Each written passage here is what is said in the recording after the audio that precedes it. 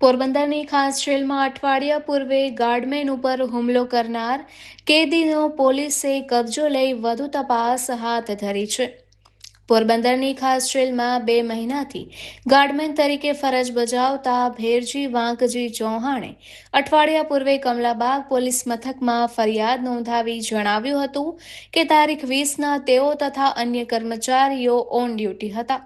ત્યારે કાચા કામનો કેદી સંજય દેવશી ઓળેદરા પોતાની બેરેકમાં રહેલ પીવીસીના પાઇપનો ફૂટવાલ બદલવા માટે ઓફિસમાં આવી સ્ટોરરૂમ ખાતે જવાની જીદ કરતો હતો, જેથી ફરજ પરના યાર્ડ અમલદાર રમેશભાઈ કોરડિયાએ સ્ટોરરૂમ હાલ બંધ હોવાથી ખુલે ત્યારે ફૂટવાલ બદલવા જવાનું કહેતા સંજય ઉશ્કેરાઈ અને ગાળો બોલવા લાગ્યો હતો, જેથી તે જેલના તમામ કર્મચારીઓએ તેને ગાળો બોલવાની ના પાડતા વધુ ઉશ્કેરાઈ ગયો હતો અને પોતાના હાથમાં રહેલ પીવીસીના ફૂટવાલનો ભેરજી પર છૂટો ઘા કર્યો હતો અને ત્યારબાદ તેની સાથે ઝપાઝપી કરવા લાગ્યો હતો અને બૂમો પાડીને હવે ભવિષ્યમાં જો મને ક્યાંય જતો અટકાવ્યો તો જાનથી મારી નાખીશ તેવી ધમકી આપી હતી.